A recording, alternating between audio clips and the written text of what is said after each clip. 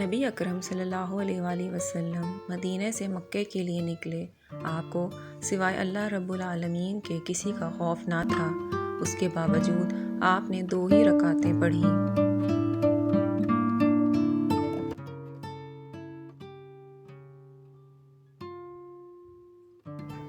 رسول اللہ صلی اللہ علیہ وآلہ وسلم نے سفر کیا تو آپ نے 19 دن تک 2 رکعتیں پڑھیں۔ ابن عباس کہتے ہیں تو ہم لوگ بھی 19 یا اس سے کم دنوں کے سفر میں 2 رکعتیں پڑھتے تھے، اور جب ہم اس سے زیادہ قیام کرتے تو 4 رکعت پڑھتے تھے۔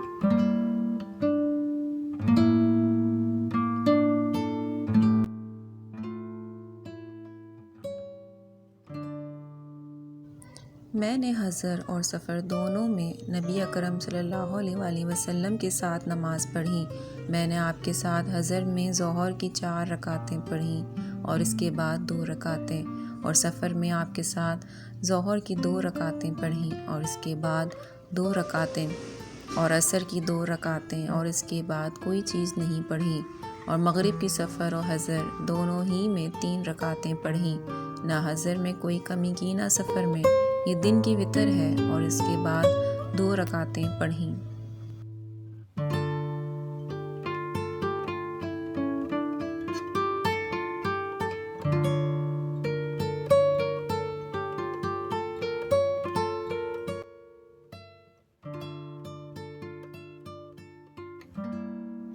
مجھے ولید بن عقبہ نے ابن عباس رضی اللہ عنہما کے پاس بھیجا۔ ولید مدینے کے امیر تھے، تاکہ میں ان سے رسول اللہ صلی اللہ علیہ وآلہ وسلم کے استسقاء کے بارے میں پوچھوں۔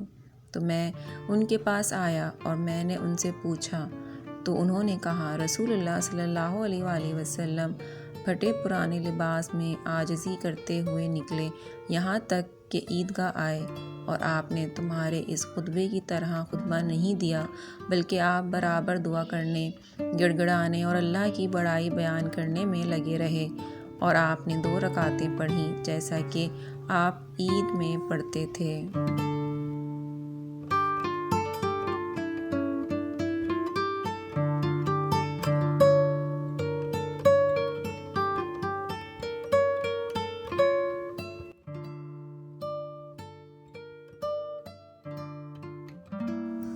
نبی اکرم صلی اللہ علیہ وآلہ وسلم نے سورج گرہن کی نماز پڑھی تو آپ نے قرات کی، پھر رکوع کیا، پھر قرات کی، پھر رکوع کیا، پھر قرات کی، پھر رکوع کیا، 3 بار قرات کی اور 3 بار رکوع کیا، پھر 2 سجدے کیے، اور دوسری رکعت بھی اسی طرح تھی۔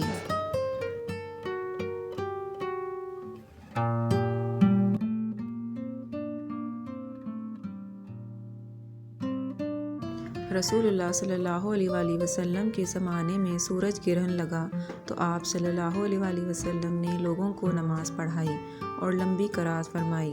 پھر آپ نے رکوع کیا تو رکوع بھی لمبا کیا، پھر اپنا سر اٹھایا اور لمبی قرات فرمائی، یہ پہلی قرات سے کم تھی۔ پھر رکوع کیا اور لمبا رکوع کیا، اور یہ پہلے رکوع سے ہلکا تھا۔ پھر اپنا سر اٹھایا اور سجدہ کیا، پھر اسی طرح دوسری رکعت میں کیا۔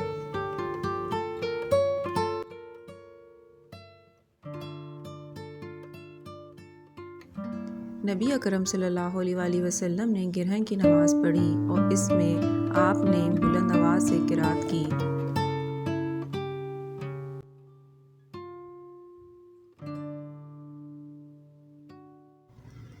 انہوں نے صلاۃ خوف کے بارے میں کہا کہ امام قبلہ رخ کھڑا ہوگا اور لوگوں کی ایک جماعت اس کے ساتھ کھڑی ہوگی، اور ایک جماعت دشمن کے سامنے رہے گی اور اس کا رخ دشمن کی طرف ہوگا۔ امام انہیں 1 رکعت پڑھائے گا اور دوسری 1 رکعت وہ خود اپنی جگہ پر پڑھیں گے اور خود ہی سجدے کریں گے۔ پھر یہ ان لوگوں کی جگہ پر چلے جائیں گے اور وہ ان کی جگہ آ جائیں گے۔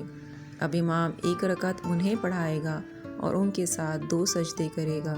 اس طرح امام کی 2 رکعتیں ہو جائیں گی اور ان کی 1 ہی رکعت ہوگی۔ پھر یہ 1 رکعت اور پڑھیں گے اور 2 سجدے کریں گے۔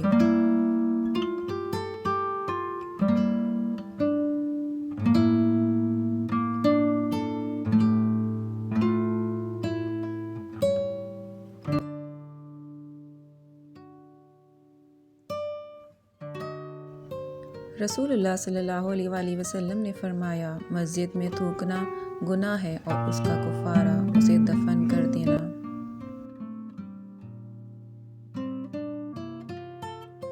محمد رسول اللہ صلی اللہ علیہ وآلہ وسلم نے فرمایا، کیا جو شخص امام سے پہلے اپنا سر اٹھاتا ہے اس بات سے نہیں ڈرتا کہ اللہ اس کے سر کو گدھے کا سر بنا دے؟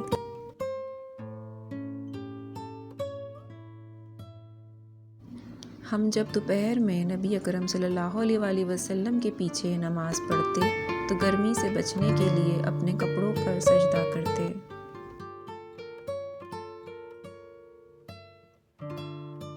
نبی اکرم صلی اللہ علیہ وآلہ وسلم جب فجر پڑھتے تو اپنے مصلی پر بیٹھے رہتے یہاں تک کہ سورج نکل آتا۔